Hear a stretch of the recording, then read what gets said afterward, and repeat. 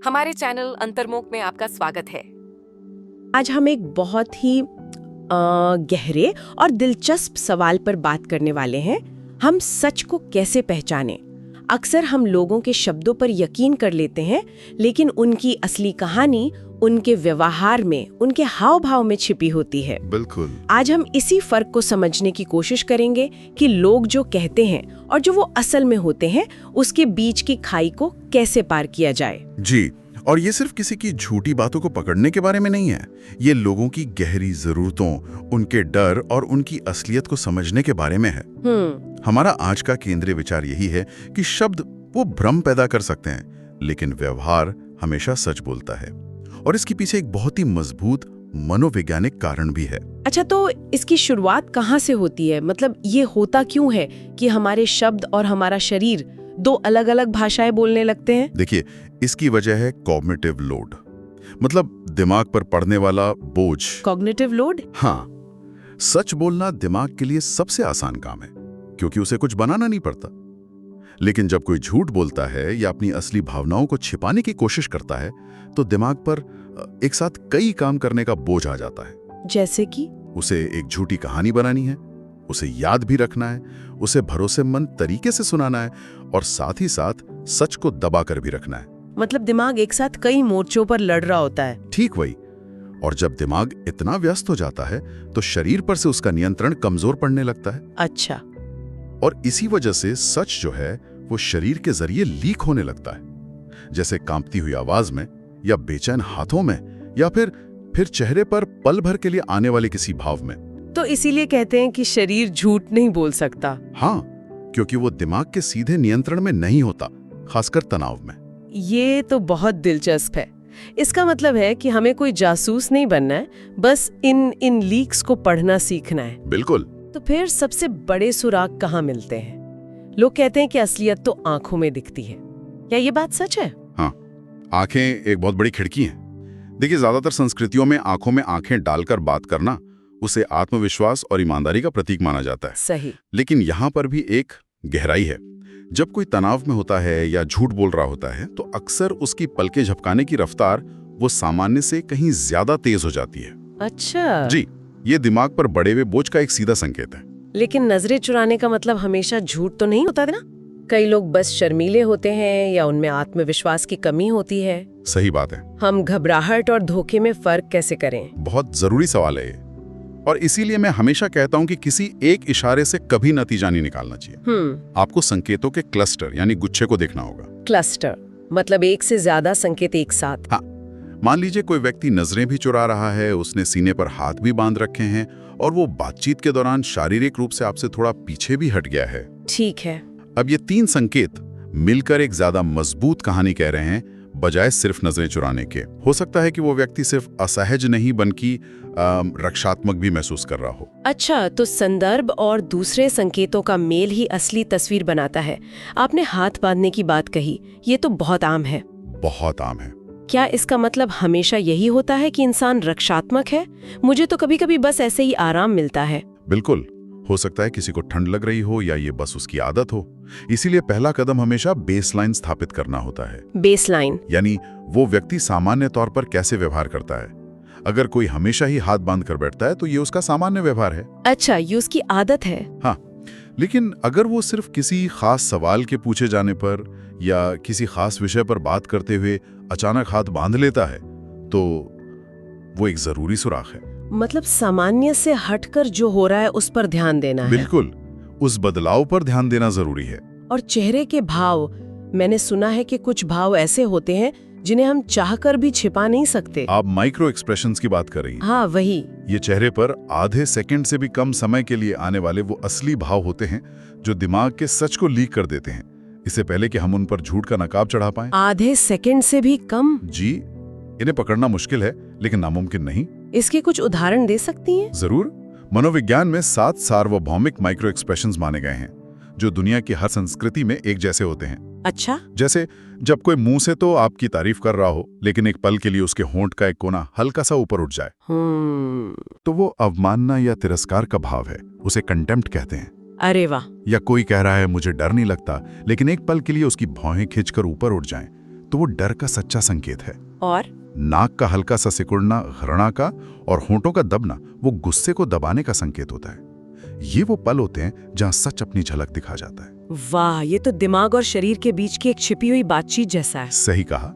शरीर तो सच बता रहा है, पर क्या शब्दों में भी ऐसे ही सुराग छिपे होते हैं? हाँ बिल्कुल, जैसे शरीर से सच लीक होता है वैसी भाषा के इस्तेमाल से भी होता है। वो कैसे? जब कोई झूठ बोलता है तो वो अक्सर जरूरत से ज्यादा जानकारी देता है। अच्छा। उसे लगता है कि जितनी ज्यादा डिटेल दी जाएगी कहानी उतनी ही सच्ची लगेगी, जबकि सच बोलने वाला इंसान वो सीधी और कम शब्दों में बात करता है। मुझे याद है एक बार मेरे एक दोस्त ने ऑफिस से छुट्टी लेने के लिए बहाना बनाया था और उसने मुझे अपनी बीमारी की इतनी लंबी चौड़ी कहानी सुनाई कि मुझे तभी शक हो गया था। यही बात है। एक और तरीका है सवाल का जवाब देने से बचना। जैसे आप किसी से पूछें, क्या तुम कल रात वहां थे?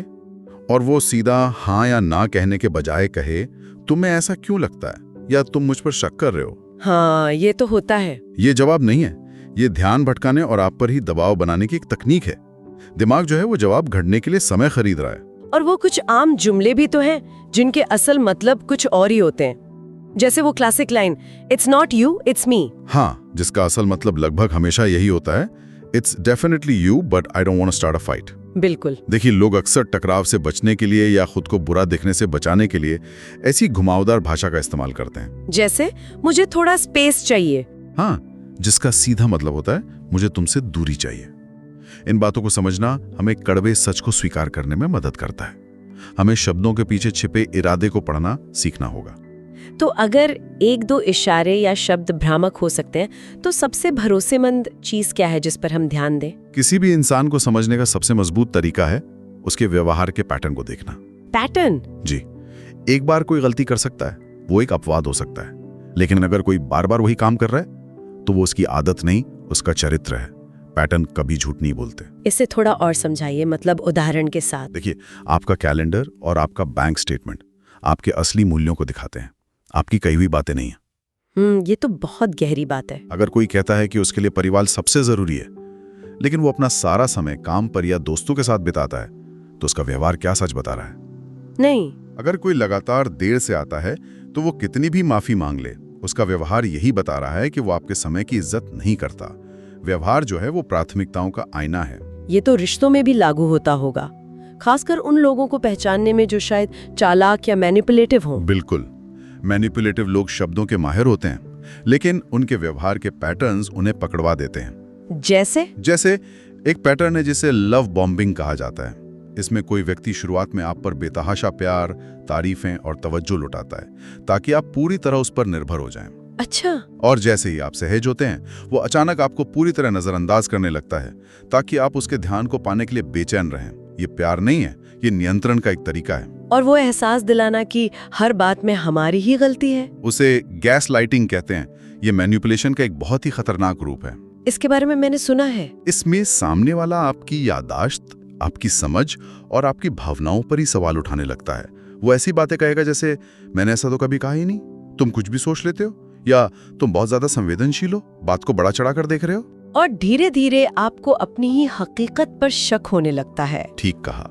अगर किसी के साथ रहकर आप लगातार भ्रमित महसूस करते हैं या खुद पे शक करने लगते हैं, तो ये एक बहुत बड़ा खतरे का संकेत है। इस तरह की गहरी बातों और मानवीय व्यवहार को समझने में अगर आपकी रुचि है, तो अंतरम मॉन्क को सब्सक्राइब करना न भूलें, ताकि ऐसी चर्चाएं आप तक पहुंचती रहें। और इसके विपरीत सच्चे और भरोसेमंद लोगों का व्यवहार वो लगातार एक जैसा और भरोसे के लायक होता है। वे आपकी सीमाओं का सम्मान करते हैं। ये बहुत जरूरी है। अगर आपने कहा कि आपको कोई चीज पसंद नहीं, तो वो उसे दोबारा नहीं करेंगे। वे अपनी गलतियां मानते हैं, माफी मांगते हैं और अपने व्यवहार को सुधारते भी हैं। और सबसे जरूरी, वो आपके सामने और आपके पीठ पीछे एक जैसे रहते हैं। तो आज सवाल ये उठता है कि लोग ऐसा व्यवहार करते ही क्यों हैं? मतलब कोई जानबूझ के मैनिपुलेटिव क्यों बनता है, या कोई इतना दिखावा क्यों करता है?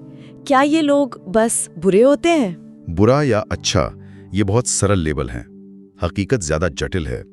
ज्यादातर नकारात्मक व्यवहारों की जड़ में डर और असुरक्षा होती है। असुरक्षा? हाँ। मिसाल के तौर पर, जो व्यक्ति हर वक्त अपनी महंगी घड़ी या गाड़ी का दिखावा करता है, वो असल में दूसरों को ये नहीं बता रहा कि वो कितना अमीर है। तो फिर क्या बता रहा है? वो खुद को यकीन दिला रहा है कि उसकी कोई कीमत है।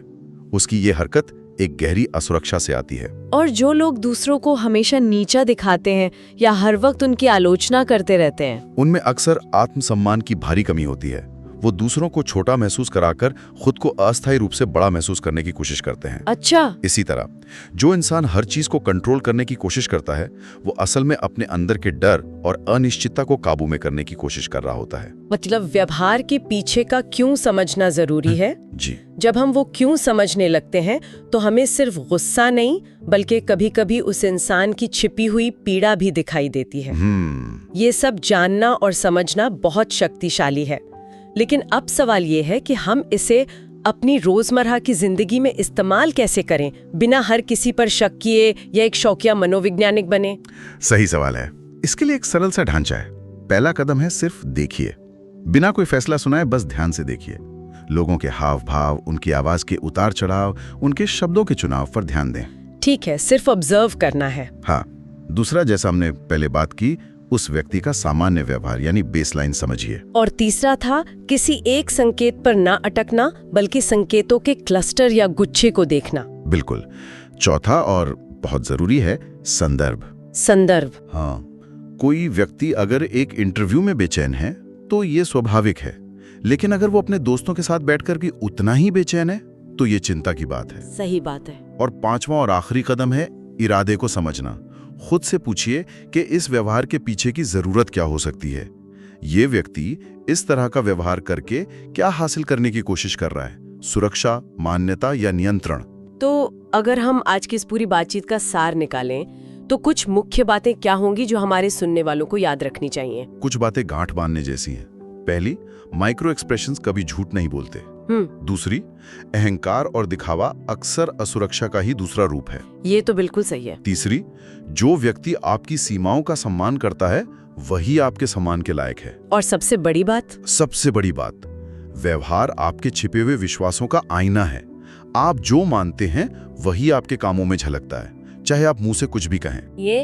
लेकिन उनके व्यवहार पर भरोसा कीजिए, व्यवहार ही असली सच्चाई है। और जाते जाते हमारे सुनने वालों के लिए सोचने के लिए एक विचार छोड़ जाते हैं। जरूर। अगली बार जब आप किसी से बात करें जहां आपको लगे कि कुछ गड़बड़ है, जहां शब्द और एहसास मेल नहीं खा रहे, तो खुद से एक सवाल पूछिए। क्या?